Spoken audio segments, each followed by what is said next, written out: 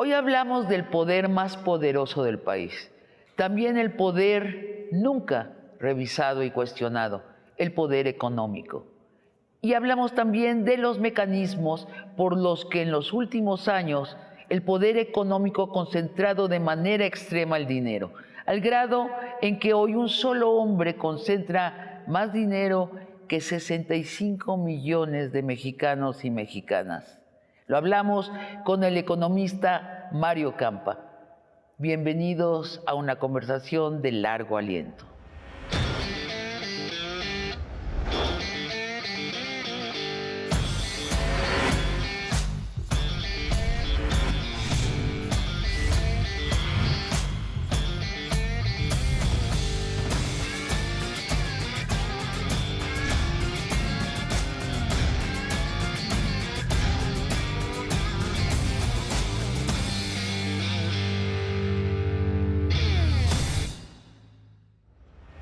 Mario Campa, bienvenido a Largo Aliento. Gracias, un placer estar aquí. Mario, hoy en México una sola persona concentra más dinero que 65 millones de mexicanos, Carlos Slim. Y 356 familias concentran más dinero que el 90% de los y las mexicanas. Primero, tu reacción frente a estas cifras impresionantes. Sí, bueno, vivimos en uno de los países más desiguales del mundo. Eso, por supuesto, es un tema estructural que tenemos que resolver. Carlos Slim efectivamente concentra más riqueza que todos los milmillonarios en México, ¿no? Ya ni se diga de la mitad de la población. Entonces, tenemos una cuestión que tiene que ver con una distribución de la riqueza y del ingreso, que son dos cuestiones distintas. La riqueza es mucho más difícil de distribuir y cuantificar también. Y en ese sentido, pues sí, México es un país sumamente desigual. Ahora, estamos haciendo una serie de programas revisando y cuestionando a los otros poderes, no solo el poder ejecutivo, porque ya el poder ejecutivo es la obsesión del poder mediático comercial, sí, y también del poder mediático de Internet y de la televisión pública. Entonces, hablar de los otros poderes, ¿por qué estas cifras no son archiconocidas en México? ¿Por qué no han estado en las primeras planas de los periódicos? ¿Por qué no están en las mesas de análisis? ¿Por qué al poder económico no se le revisa ni se le cuestiona? Quizá porque durante mucho tiempo en México estuvimos obsesionados con la transición democrática y sacar al PRI de los pinos, por cierto. De acá. Y era, digamos, el eje primordial. Y nos olvidamos un poquito de la distribución de la riqueza, ¿no?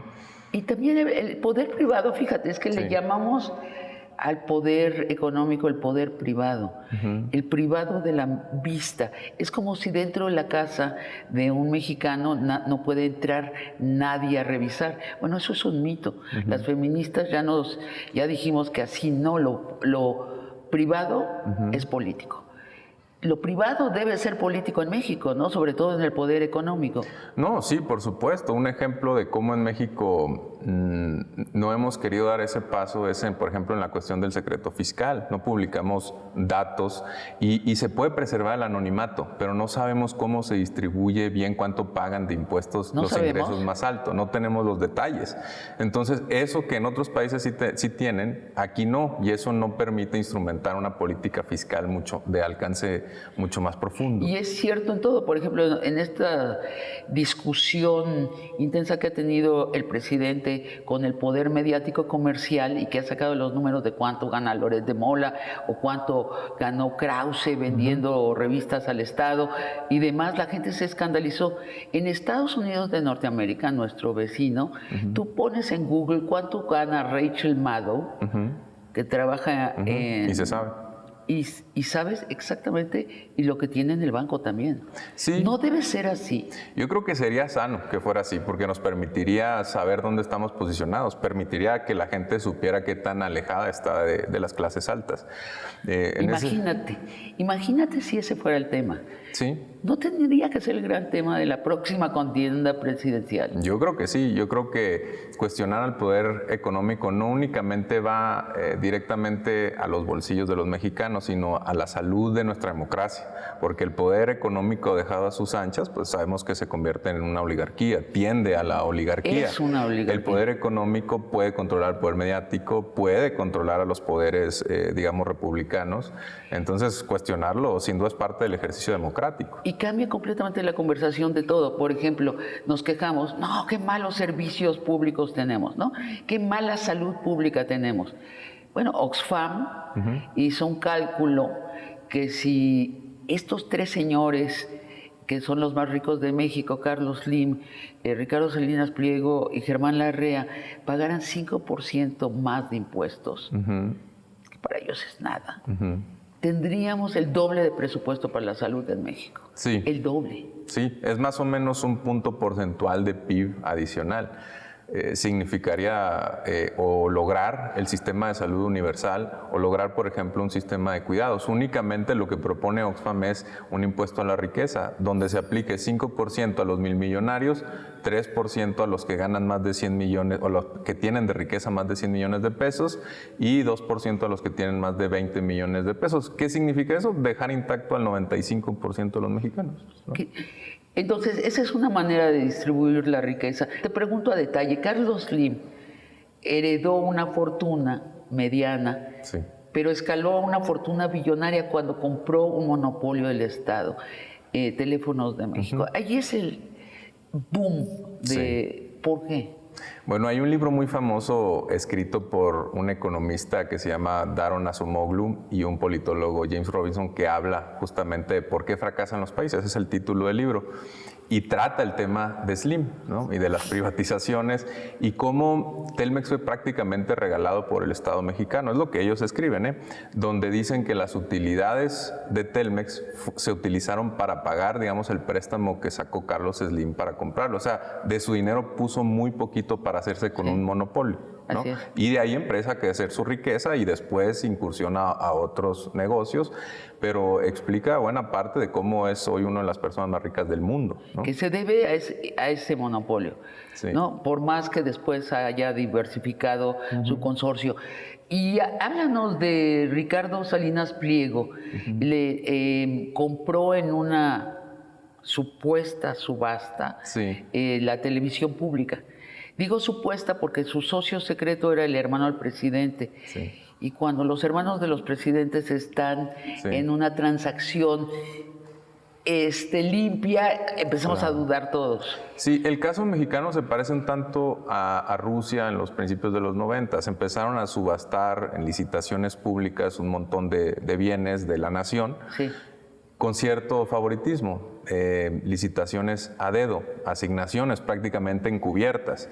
Y en este sentido, muchos de las concesiones, de las privatizaciones que se dieron, fueron llevadas con favoritismos. Esto incluso, insisto, se dice en este libro de por qué fracasan los países, que es un bestseller mundial, y cuestionan particularmente las privatizaciones mexicanas, ¿no? Claro, de hecho Yeltsin, o sea que todos los oligarcas los había elegido a dedos y les había transferido los grandes bienes del Estado. Cuando Putin lo suple, lo que hace Putin muy inteligentemente también le cambia a los oligarcas, ¿no? Sí. Manda al carajo a los de Yeltsin y elige los propios. Y se dice que la mitad de las fortunas de los oligarcas rusos son realmente de Putin. Claro. Bueno, y es curioso porque allá se les llama oligarcas sin matices y aquí no creo que a todos los milmillonarios les llamemos oligarcas, ¿no? Podría darse el Cuando caso. yo trabajaba en la televisión privada, alguna vez hablé de ellos como oligarcas y me censuraron. Y No, la te palabra creo. es un insulto. Sí. Cuando es descriptiva, ¿no? Sí, debería ser tal. Y insisto, si en México hablamos de que tenemos uno de los países más desiguales, con altas tasas de pobreza, y estos 1,000 millonarios que se favorecieron de unas privatizaciones muy cuestionadas, yo creo que es más que válido hablar de que siguen siendo oligarcas muy cercanos a poderes políticos anteriores, ¿no? Pero te pregunto a Germán Larrea, por último, que el Estado le vendió las minas principales. Bueno, yo que soy de Sonora, una de las minas más grandes de cobre del mundo, que es la de Cananea, con un historial muy largo. No se puede decir que se inventó una mina, un proceso de extracción del cobre. No, realmente fue una concesión de un recurso que era muy vasto ya desde hace mucho tiempo y se le fue asignado, en este caso, a Grupo México. Después Grupo México también se diversifica. Tiene una de las constructoras más grandes de México, pero gran parte porque le da el servicio de construcción a la mina de Cananea y a la de Nacozari, que también es de las más grandes de cobre del mundo. Entonces, ¿y cuál es la idea que lleva a Salinas de Gortari a hacer esto? Ya nos explicaste el caso Rusia, sí, ¿no? Una democratización de la riqueza disfrazada, sí, que realmente, pues una nueva forma de concentrar la riqueza por un gobernante. Pero, ¿qué tenía Salinas de Gortari en la cabeza al subastar bienes públicos a estos señores y a otros más? Bueno, si somos críticos, pues quizá una cuestión relacionada a corrupción directamente, pero si le damos el beneficio de la duda y un tema un poco más ideológico, hay que recordar que veníamos de finales de los 80 del consenso de Washington, ¿no? Donde uno de los puntos del decálogo era hay que privatizar todo, hasta las piedras. De hecho, privatizamos las piedras, ¿no? La minería, las canteras fueron privatizadas. Hasta el mar lo privatizamos, ¿no? Sí, las áreas naturales protegidas también se dieron concesiones dentro. Y se siguió privatizando. Ahora sí, la versión, como dices, maldita, es que Salinas de Gortari quiso ser nuestro Putin, irse del poder, pero quedarse con el control de estos grandes monopolios, que no le salió del todo. Pero la idea detrás era que los burócratas eran muy malos administradores y muy ladrones, sí, cosa que es cierto, y que los privados eran muy buenos administradores porque estaban en su interés personal, multiplicar la riqueza y dar buenos servicios, y que iba a entrar competencia. ¿Qué tan cierto es eso? Bueno, hay muchos mitos, ¿no? Uno de ellos, efectivamente, que el Estado es un mal administrador. Cuando se ha visto en casos comparativos en Estados Unidos donde conviven el sector privado y el público, que el público es incluso mejor en el sector, por ejemplo, eléctrico. En la educación también, en la salud, son mejores administradores. Lo que pasa es que, bueno, pues venimos de 4 décadas donde el pensamiento hegemónico era pues privatizar absolutamente todo, demasiado también individualismo, que el Estado era un mal administrador, entonces hay que cedérselo a los privados que maximizan utilidad y entonces van a crear riqueza. Lo que pasa es que también no le cuestionamos a los privados que no pagaran impuestos, que destruyeran el planeta, ¿no? Que a veces cometieran crímenes de cuello blanco, una distribución inequitativa de la riqueza que creara condiciones, por ejemplo, para inseguridad, para pobreza desmedida. Entonces, no se trataba de darle, digamos, un cheque en blanco a los privados. Yo creo que el liberalismo social, que era lo que vendía Salinas, también estaba arraigado en una creencia de que si llueve fuerte arriba, las teorías del goteo, pues eventualmente llega abajo, ¿no? Lo que pasa es que gotea hacia abajo. Lo que pasa es que estaban impermeabilizados muchas veces por cuestiones estructurales, ¿no? Los techos. Y yo creo que sí, el liberalismo social de Salinas se lastimó la rodilla, por decirlo de manera poco soez, ¿no? Ahora, los servicios. Sí. Es claro que la telefonía de Carlos Slim es mejor que la telefonía pública de antes. Pero, por ejemplo, es mejor TV Azteca que lo que era la televisión pública. Y la otra pregunta es, Larrea, ¿la extracción en sus minas es mejor? Y te lo pregunto desde la inocencia, no lo sé. Pues es difícil hacer un comparativo, ¿no? Porque la mina de Cananea fue rentable durante mucho tiempo. Y ahora, si por ejemplo, si cayó en un bache por una crisis económica que le puede pasar a una empresa privada, tenemos muchas empresas privadas que son malas administradoras y que quiebran. Ahorita tenemos el caso de los bancos en Estados Unidos para no ir muy lejos. Pero si entonces cayó en un bache de 1 o 2 años, donde estaba por algún motivo, por ejemplo, las reservas venían en declive, y eso se aprovechó para privatizarlo, pues eso es un tanto tramposo decir que era un mal administrador, ¿no? Si tuvo muchos años de buen rendimiento. Entonces tenemos que también ser críticos porque las empresas públicas tienen sus problemas y están expuestos a ciclos y fluctuaciones como cualquier otra, y eso no implica que no sea rentable. Además defienden otro tipo de intereses. Así es. Por ejemplo, el interés público. En el caso de una telefónica puede llegar a áreas rurales que una privada no llegaría porque está no es concentrada rentable en maximizar utilidad. Claro, y ¿no? si el Estado no interviene, pues entonces una parte de la población se queda sin servicio de telefonía. En el sector eléctrico es muy claro. Es lo mismo. O sea, la compañía de Luz y Fuerza, Sí. si hubiera sido privada, nunca se hubiera electrificado la mitad del país y se hubiera quedado en el rezago. Mario, además de lo que conlleva el neoliberalismo, también nuestros neoliberales se les permitió romper las reglas del neoliberalismo. Por ejemplo, una de las reglas neoliberales es la competencia entre los privados va a abaratar los precios. Resulta que no, yo conozco de cerca el caso de las televisoras. Entonces, por ejemplo, TV Azteca y Televisa empezaron compitiendo con gran entusiasmo, el público se emocionó de que hubiera competencia, sí hubo inventiva, y de pronto decidieron que era mal negocio competir, que estaban perdiendo dinero, efectivamente, que es el porqué de la competencia, exactamente, claro, para que los consorcios ganen menos y gane más la gente, pero ellos se pusieron de acuerdo. Entonces se pusieron de acuerdo, si un gran actor, una estrella, se va de Televisa, TV Azteca no lo contrata. Si un gran productor como Epigmenio se va de TV Azteca, no lo contrata Televisa, para no hacerse competencia desleal. Sí. Cuando parte del neoliberalismo era esas competencias. ¿Sucedió en otros sectores esto? Bueno, Slim lo vimos todos. Al día de hoy no hay competencia para Slim en México y no ha sucedido espontáneamente. Él ha luchado porque no entre la competencia en México. Sí, bueno, esas son prácticas anticompetitivas, ¿no? En Exacto. muchos casos hay colusión en precios y otras prácticas, otras ilegal. Formas de colusión. Sí, puede ser ilegal, incluso puede llevar sanciones penales. Lo que pasa es que la COFECE muchas veces no ha llegado a la profundidad que quisiéramos. Pero fíjate, la colusión fue tan amplia que incluso llegó al fútbol, eso de que te despide y no te puede contratar otro club, sí, y le llamaron pacto de caballeros, fue un eufemismo total, ¿no? Así es. Pero son prácticas anticompetitivas que muchas de ellas evidentemente tienen que ser estudiadas y pueden conllevar una sanción, tanto una multa hasta puede llevar a un caso penal, ¿no? Dices la COFEPRIS no llegó tan... COFECE no llegó a tan profundo. ¿Es corrupción? Yo diría que sí, es corrupción en el sector privado y muchas veces va de la mano de algún tipo de acuerdo con el sector público, ¿no? Sí. O con el gobierno.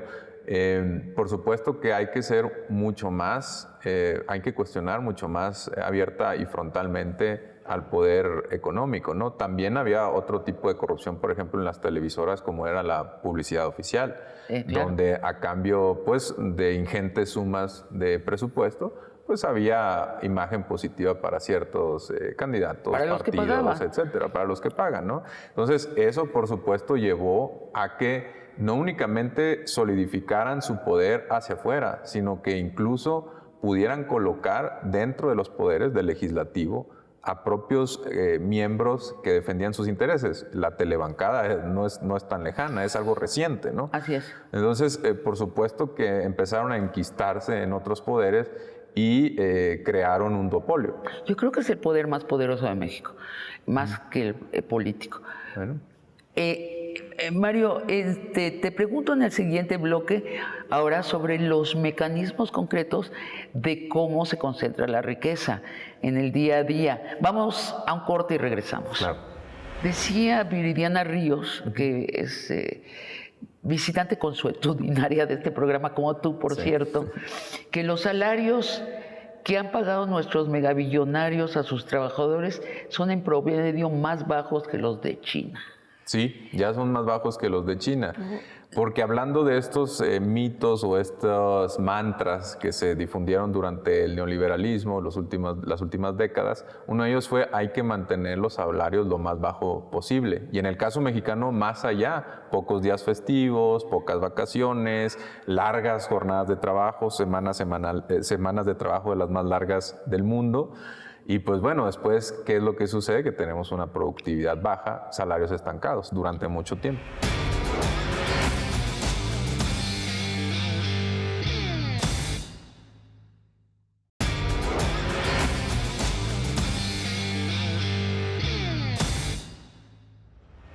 Mario, hablemos de esos mecanismos neoliberales que han concentrado diario, hora por hora, minuto por minuto la riqueza y cómo esos mecanismos son los que nos joden a los demás, al 95% del país. Sí. Te pregunto, por ejemplo, vamos a los impuestos. ¿Tú pagas cuánto de impuestos? Bueno, el ISR, para empezar, pagamos el IVA cuando vamos y compramos medicamentos, medicinas, gasolinas, que también pueden llevar IEPS, impuestos especiales. Si uno tiene una propiedad, paga predial, ¿no? Entonces, para un trabajador, las tasas sí pueden rondar, no sé, un 30%, ¿no? Sobre todo cuando tiene cierto ingreso. Corresponde a lo que yo pago de impuestos. Pero los grandes consorcios, que se llaman los grandes contribuyentes, pagan 2.4 de impuestos. Sí. 2.4. Sí. Lo que se nos olvida a veces es que hay una diferencia entre la tasa, digamos, legal, la estándar, y la tasa efectiva, ¿no? ¿Por qué? Porque en esa brecha, que a veces es obscena, inmoral, entran deducciones, exenciones, cuestiones relacionadas a, pues, consolidación fuera del país, paraísos fiscales. Se estima, Gabriel Zuckman, un economista investigador, estima que en México se van 400,000 millones de pesos anuales, 1.5 del Producto Interno Bruto a paraísos fiscales. No es un tema menor. Entonces, si consideramos todo esto... Eso me parece poco, Podría ser poco, son estimados que él mismo llama conservadores, ¿no? Sí. Entonces... decía Oxfam, si pagaran 5% más, tendríamos el doble de dinero para salud. Sí. Uno de los problemas que tenemos en México es que los ricos no pagan lo suficiente. O sea, le tienen bajos impuestos, pero además se las arreglan para no pagar. Claro. Pues es lo que también en Estados Unidos Warren Buffett se quejaba, ¿no? ¿Cómo puede ser que yo, siendo un multimillonario, milmillonario, mi secretaria pague más que yo? Bueno, ¿y cómo puede ser que Elon Musk pagó $0? O también Jeff Bezos el año pasado pagó $0. Dólares. Impuestos federales pagan muy poco, si es que acaso pagan, ¿no? Entonces, esto es una fuente de desigualdad importante, ¿no? O sea, nos da un Estado pobre y un poder económico muy rico. Digamos que son muchas las necesidades sociales, las demandas populares, y es poco el dinero que tiene la hacienda pública para enfrentar todos estos problemas. Bueno, lo digo porque los impuestos son tradicionalmente la manera de igualar, pero vamos de igualar a la población ultra rica y los otros. Pero vamos a revisar otros mecanismos de esta concentración de riqueza. Decía Viridiana Ríos, que es... visitante consuetudinaria de este programa, como tú, por cierto, que los salarios que han pagado nuestros megabillonarios a sus trabajadores son en promedio más bajos que los de China. Sí, ya son más bajos que los de China. Porque hablando de estos mitos o estos mantras que se difundieron durante el neoliberalismo, las últimas décadas, uno de ellos fue hay que mantener los salarios lo más bajo posible. Y en el caso mexicano, más allá, pocos días festivos, pocas vacaciones, largas jornadas de trabajo, semanas de trabajo de las más largas del mundo. Y pues bueno, después, ¿qué es lo que sucede? Que tenemos una productividad baja, salarios estancados durante mucho tiempo. Y todo un aparato filosófico, público, que durante 30 años nos ha dicho, no podemos subir los salarios porque entonces te mueres de hambre. No, espérame. Si me subes el salario no me muero de hambre, pero entonces viene, porque se van a ir. Carlos Slim nos va a dejar. Se va a llevar su negocio a Oklahoma, así como si en Oklahoma le van a aceptar los salarios de hambre que nos da. Claro. Entonces, los salarios es la forma más natural de distribuir la riqueza. Por supuesto, y a ver, y si mantenemos los salarios deprimidos, después nos llevamos la sorpresa, entre comillas, de que tenemos un mercado interno muy débil, de que demandamos pocos bienes industriales, pocas lavadoras, secadoras, estufas, etcétera, pues porque gran parte de la población no tiene acceso vía salarial o vía el crédito para poder comprarlos, y entonces nos llevamos a que damos privilegio a una economía exportadora y nos olvidamos de que el mercado interno, Estados Unidos tiene un mercado interno muy fuerte y aquí en México es demasiado débil para las necesidades que hay y eso favorece una desigualdad económica. Y tenemos una mitad de los partidos políticos que creen estas cosas o les vale gorro que el resto de la población esté jodida. Yo no sé. Yo creo que se dividen, ¿no? Los que entienden el mecanismo total del empobrecimiento del 95% de los mexicanos, porque creo también que es bien importante y en vistas de la publicidad que ha hecho la 4T, yo creo que la clase media en México es mucho más pobre de lo que le corresponde de acuerdo al tamaño de nuestra economía. Sí, bueno, las clases pobres en México son prácticamente o ganan casi lo mismo que las más pobres en África, ¿no? Y los más ricos en México ganan lo mismo que los más ricos en la OCDE, en los países más ricos. Y ahí en medio, pues hay sus matices. El problema es que sí hay dos distintas formas de interpretar la economía, una enfocada en la oferta y una enfocada en la demanda, para simplificarlo un poco. Y muchas veces en las últimas 4 décadas lo que nos dijeron es lo que importa es la oferta. Entonces vamos a dar todos los incentivos fiscales que necesiten las empresas, los ricos para que crezcan y entonces van a crecer los salarios. Es la creencia neoliberal, ¿no? Que reinó las últimas 4 décadas en el mundo entero y que tenía una mano invisible que iba a arreglar todo. O como dicen los campesinos, al galope de la carreta se van acomodando las calabazas, pues las calabazas nunca se acomodaron, pero vamos a seguir con la descripción. Y todo esto ha venido con un arrasamiento de los sindicatos. Los trabajadores se quedaron sin representación. Sí. Pues pasó algo similar a lo que ocurrió en el Reino Unido, que fue, digamos, la fuente inspiradora en el resto del mundo, Thatcher y su guerra con los sindicatos, ¿no? Pues sí, se les satanizó principalmente, se persiguió a sus líderes, se encarceló a muchos de ellos, se impidió la elección democrática de los mismos líderes, la creación de nuevos sindicatos, se cobijó muchas veces a los líderes cercanos a los partidos. Todo esto, por supuesto, ¿qué tiene de implicación? Que cuando se suponía que tenían que estar vigilando, salvaguardando los derechos de los trabajadores, muchas veces fueron omisos, ¿no? Y lo estamos viendo en Francia, la crisis, que las calles están repletas de trabajadores diciendo, pues no, Macron, se jode la macroeconomía, no vamos a trabajar 2 años más para arreglarte tus cifras de la macroeconomía. Sí. Y la violencia con que están siendo reprimidos es como de África. Y ahí está, ahí ve uno en Francia, yo creo que ve uno lo que vamos a estar viendo los próximos 10 años en el resto del mundo. Los trabajadores diciendo, ya no nos vendan el neoliberalismo y ya nos vamos a organizar y no nos interesa su macroeconomía, nos interesa nuestra microeconomía, nuestra vida real. Sí, fíjate que está sucediendo algo muy delicado, que es que en Europa están perdiendo poder adquisitivo y en los países desarrollados por primera vez las encuestas, ¿qué es lo que dicen? Que los padres de los hijos tienen miedo de que los segundos ya no puedan tener expectativas de vida mejores que las que ellos tuvieron. Esto no había pasado en la historia y puede ser un catalizador para revoluciones o para manifestaciones o para lo que tú quieras. En México es clarísimo. A los 19 años cualquier mexicano se salía de casa de sus padres y se iba a vivir a otra parte. Ahorita no pueden hacerlo los chavos. No se pueden casar, no pueden tener hijos.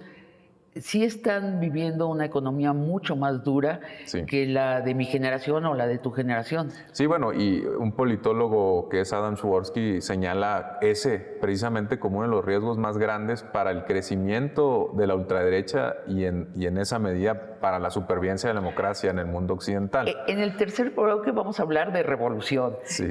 Pero déjame terminar de preguntarte sobre los mecanismos de la concentración de la riqueza.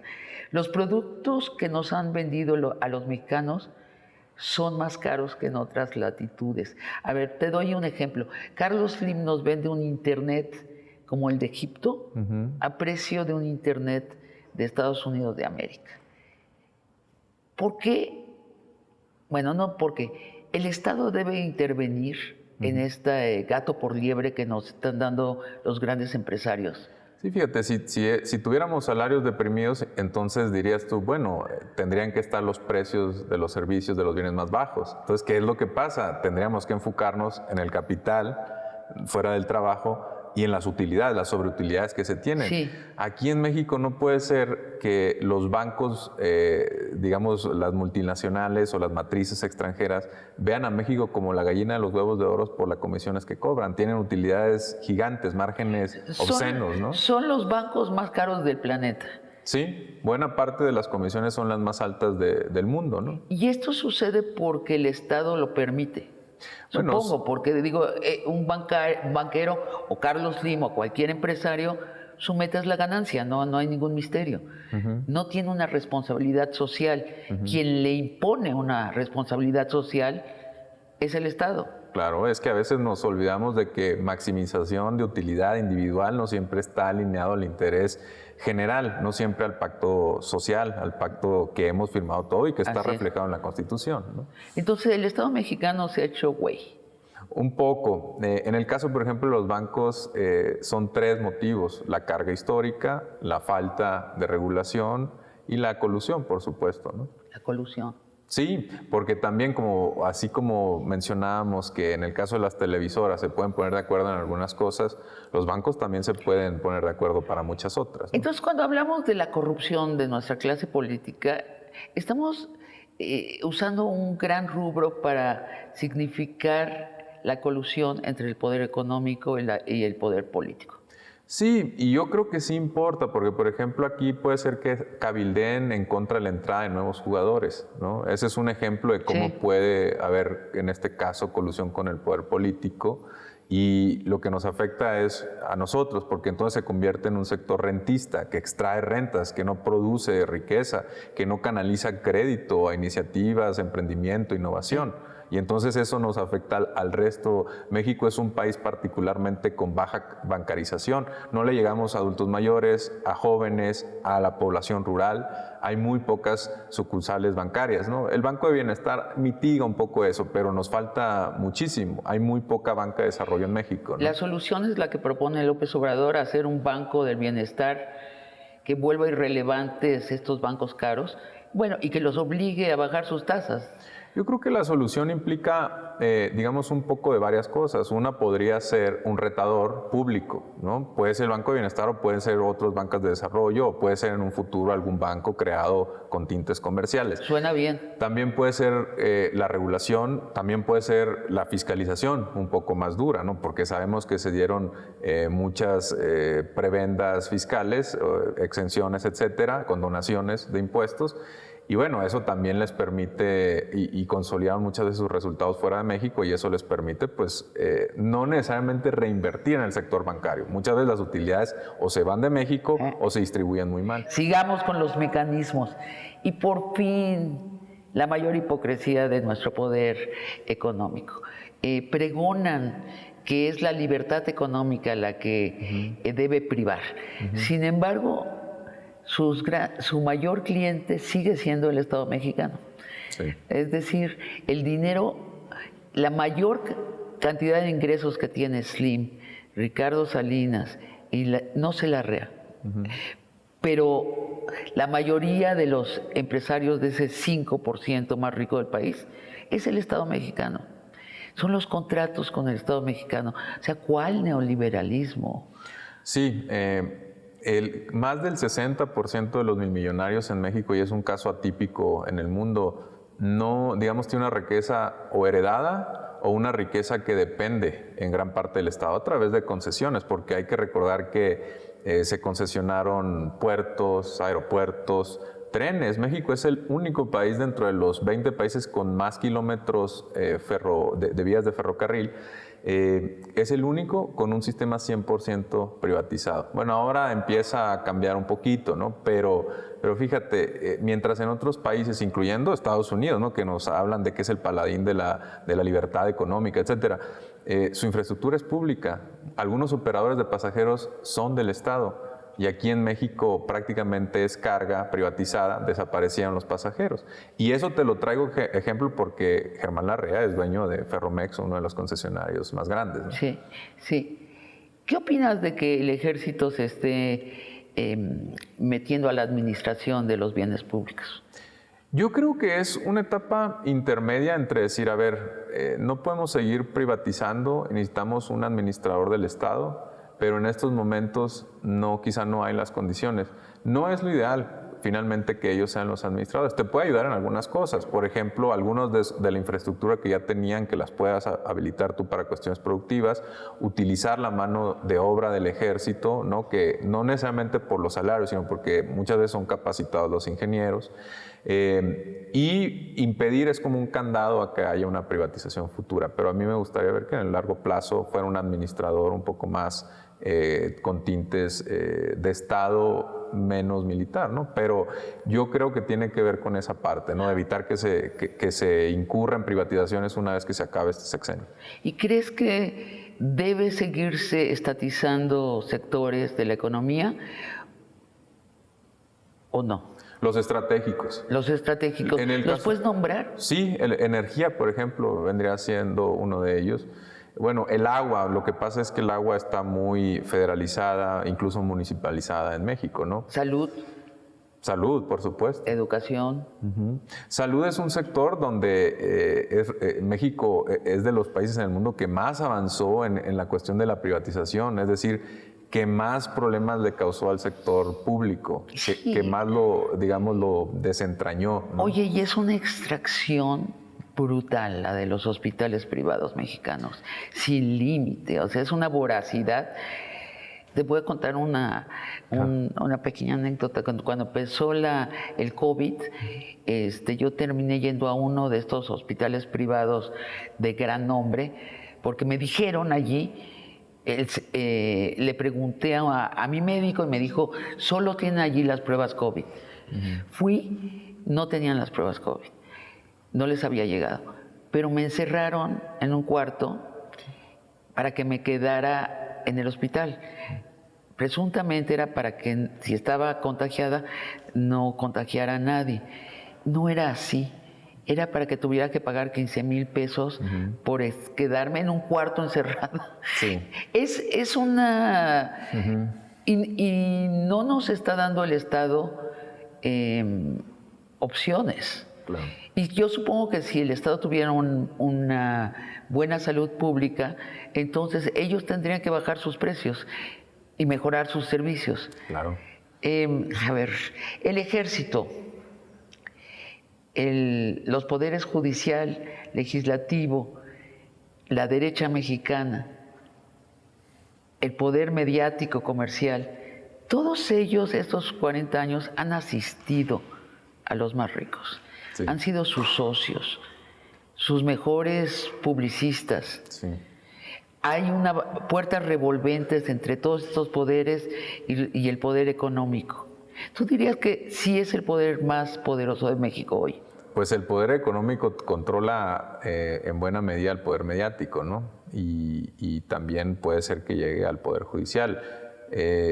Yo creo que en este momento de la historia mexicana no es que tenga el control del poder, por ejemplo, ejecutivo o legislativo, pero en otros años sí lo ha tenido con mayor claridad, ¿no? O sea, como que el poder ejecutivo y legislativo se les zafó, pero llevaban ya muchos años de controlar todo. Sí, sí, bueno, y lo veíamos, insisto, tanto en cuestiones de licitaciones o asignaciones a modo, a dedo, cuestiones en el legislativo donde había un cabildeo muy intenso, o no un cabildeo, sino una casi representación de los grupos empresariales dentro de la cuestión parlamentaria, ¿no?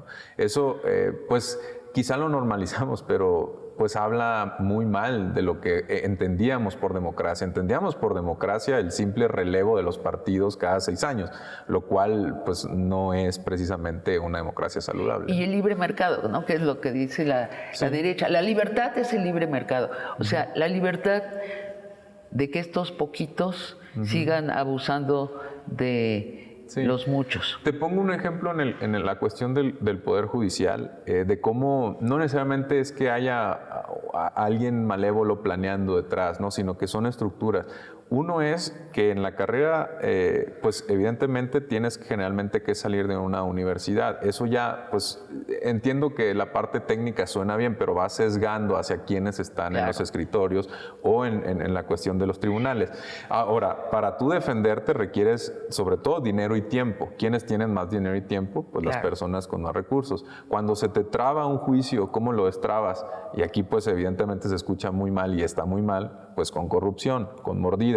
Entonces todo eso te va sesgando a que el Poder Judicial, ya le empiezan a llamar en el caso de España la derecha judicial, ¿no? El lawfare, que esté controlado por ellos, y en el caso del lawfare, que las demandas pues generalmente puedan ser manipuladas en contra de adversarios políticos. En México esa es la intención de la derecha. Vamos a ver si lo logran. Mario, nos vamos a un corte. En el último bloque de nuestras conclusiones te voy a preguntar ¿qué diablos hacemos con los ricos? ¿Cómo los subordinamos al bien común? Vamos a un corte y regresamos. Claro.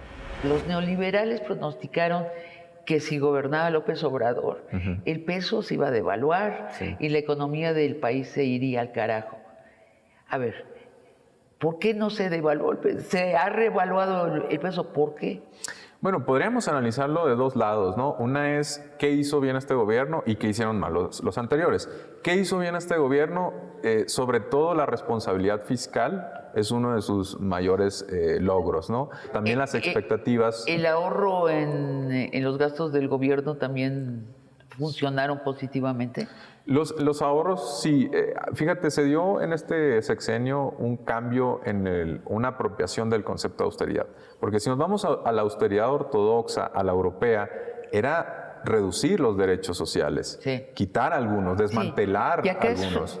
Fue agostar los gastos del gobierno. Sí, fue reducir sobre todo, ¿no?, arriba para que llegara ahora sí abajo.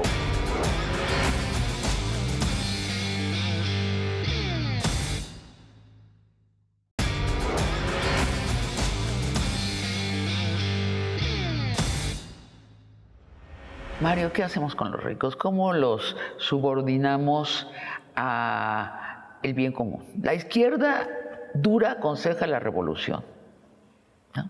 La revolución y la expropiación, ¿qué piensas? Bueno, yo creo que hay determinados momentos en la historia donde sí se demanda una revolución. Por ejemplo, cuando pues evidentemente hay un tirano que está oprimiendo a un pueblo, cuando las desigualdades se han vuelto tan grandes que ya la sociedad se ha vuelto invivible, ¿no? Que no se puede vivir con tranquilidad. Ahí pues habrá condiciones para una revolución, pero creo yo que no es el caso en México, ¿no? Entonces podríamos analizar a 3 tipos de izquierda, ¿no? Adicional a la revolucionaria. Una es la anárquica, tradicionalmente más ligada a grupos o a colectivos, a sindicatos también, que tiene cierta resistencia a entrar en las instituciones, a entrar a la política partidista, es por supuesto legítimo. Y están las otras 2 izquierdas, que es la reformista, cercano a la socialdemocracia, que busca el gradualismo, ir avanzando poco a poco, moviendo las cadenas, como se dice en el argot del fútbol americano. Y luego está la izquierda transformadora, ¿no? La izquierda transformadora, que pareciera la transformación un término ya apropiado en el caso mexicano, pero va mucho más allá. Y ahí agruparía yo, por ejemplo, a muchos gobiernos nacional populares en América Latina, a Melenchón en el caso de Francia, Eso es una izquierda que da la batalla cultural de forma más abierta, de forma más frontal, que no se limita a tener, sabe perfectamente que tener el gobierno no equivale a tener el poder, porque hay otros poderes fuera de los republicanos, como el poder económico y el poder mediático, y esa izquierda no se intimida a darle la cara a esos poderes. Es una izquierda que no está por destruir al capitalismo, pero sí es una crítica férrea del fundamentalismo de mercado y del neoliberalismo. Y por supuesto que cuestiona que la propiedad privada sea, digamos, un manto grial que se nos vendió en los últimos, sobre todo, 40 años, ¿no? Y corregir la desigualdad que crea el libre mercado. Y corregir esa desigualdad. En la práctica. Por supuesto, ser un poquito más osados, más audaces en cuanto a las desigualdades estructurales, ¿no? O sea, más impuestos para los más ricos, mejores salarios, ¿sí? Sí, claro. Mejores salarios, mejores servicios públicos. Esos son como los 3 elementos de igualar lo que desiguala el mercado. Sí, en el caso, por ejemplo, de los salarios, el tema del salario mínimo, la literatura ha variado mucho en los últimos tiempos. Sí. Antes casi se asociaba a inflación y a todos los males, a desempleo, y resulta que no, que se han hecho estudios de complejidades de los mercados laborales que indican que no es en automático. Y lo estamos viendo en el caso mexicano. Está tan deprimido el salario mínimo que lo puede subir 100% y aún así no es inflacionario. Tenemos inflación por fenómenos internacionales en estos momentos, pero adjudicable al salario mínimo es mínimo, ¿no? Entonces, esto nos ha llevado, creo yo, que la izquierda vuelva a tomar el salario o los salarios y el salario mínimo como política, como bandera propia. Y hay mecanismos que pueden ser los fiscales, ¿no? Pero también hay otros que podemos comentar, como es el caso de Piketty, ¿no? Donde impulsa cambios un poquito más estructurales que no necesariamente se limitan a impuestos. Sí. Pues algo tenemos que hacer con los ricos si no queremos llegar a ese lugar donde la vida para la mayoría es insufrible.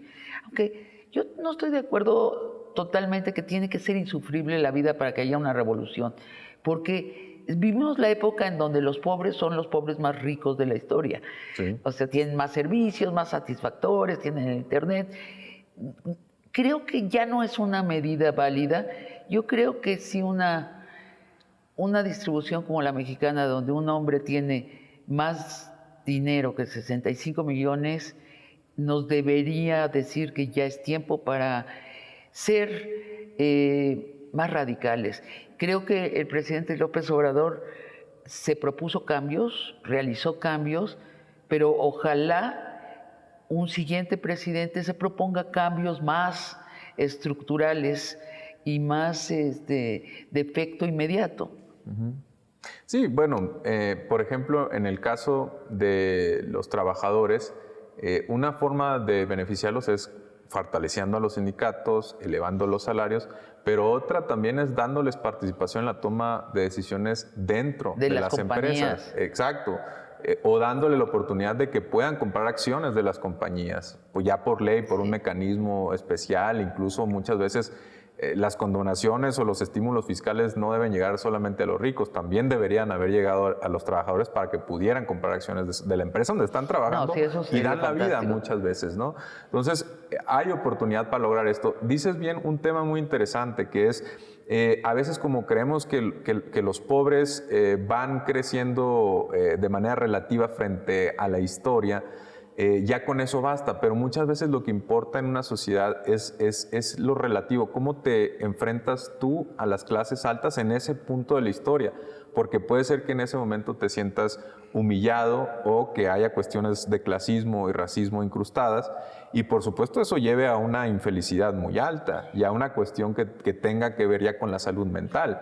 Esto hay estudios que marcan que las sociedades más desiguales experimentan más problemas, claro, no únicamente de salud y bienestar, sino de salud mental. Claro, claro. Vivir en la humillación es muy duro y creo que es el caso de México. Digo, sí, sinceramente yo creo que ya estamos... La única diferencia es que tú dices, no estamos allá, y yo digo, yo creo que hace rato estamos allá, pero no quiero que se nos acabe el tiempo sin preguntarte dos cosas coyunturales. A ver, los neoliberales pronosticaron que si gobernaba López Obrador, el peso se iba a devaluar y la economía del país se iría al carajo. A ver, ¿Por qué no se devaluó el peso? ¿Se ha revaluado el peso? ¿Por qué? Bueno, podríamos analizarlo de dos lados, ¿no? Una es qué hizo bien este gobierno y qué hicieron mal los anteriores. ¿Qué hizo bien este gobierno? Sobre todo la responsabilidad fiscal es uno de sus mayores logros, ¿no?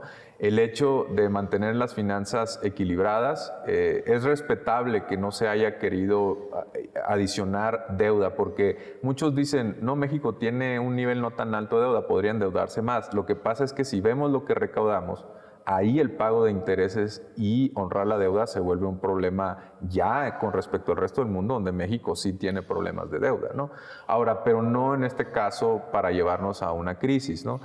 O sea, fue la disciplina fiscal de este gobierno. La disciplina fiscal, aunque no parezca, contuvo la inflación. Sí. Lo que pasa es que tuvimos un fenómeno mundial como una pandemia y no nos damos cuenta. Ahora, también las tasas importan, pero para que las tasas reales, no las nominales de interés, puedan llevar a que se aprecie el peso, tienes que lograr de alguna forma contener la inflación y que esas tasas no te desaceleren el empleo. No quiero entrar en muchos tecnicismos, pero uno de los grandes méritos de este gobierno tiene que ver con la responsabilidad fiscal. Eso, por supuesto, sí puede llevar a una apreciación del cambio. También las expectativas... ¿El ahorro en los gastos del gobierno también funcionaron positivamente? Los ahorros, sí. Fíjate, se dio en este sexenio un cambio en una apropiación del concepto de austeridad. Porque si nos vamos a la austeridad ortodoxa, a la europea, era reducir los derechos sociales, sí, quitar algunos, desmantelar algunos. Fue agostar los gastos del gobierno. Sí, fue reducir sobre todo, ¿no?, arriba para que llegara ahora sí abajo, ¿no? Sí. Ahora sí una dinámica de goteo interesante y real. Ahora, sí, por supuesto que eso trae algunas complejidades. La austeridad, pues evidentemente no te permite cumplir con todas las demandas sociales, pero sí tiene sus méritos. Y uno de ellos es la responsabilidad hacendaria, porque tradicionalmente se asociaba a la izquierda con gran gobierno que despilfarra, gobierno que gasta mucho, y eso pues trajo un nuevo paradigma. Incluso si tú te vas a Sudamérica y ves los debates en Colombia, en Chile, se está enfrentando con una gran responsabilidad fiscal, algo que no veíamos mucho en la historia de la izquierda. Sí, hay varias cosas que hizo la 4T que se están discutiendo en todo el mundo que habla con la ñ. Una es esa, otras las mañaneras, ¿no? La comunicación directa con la gente. Mario, se nos acabó el tiempo y como siempre se nos quedaron en el tintero cosas. Sin embargo, creo que nos diste una clase magistral sobre los mecanismos reales de la desigualdad y te lo agradezco mucho. Gracias por la invitación, un placer estar aquí. Muchas gracias, Mario. Y amigos y amigas, los espero el próximo jueves en otra conversación de largo aliento.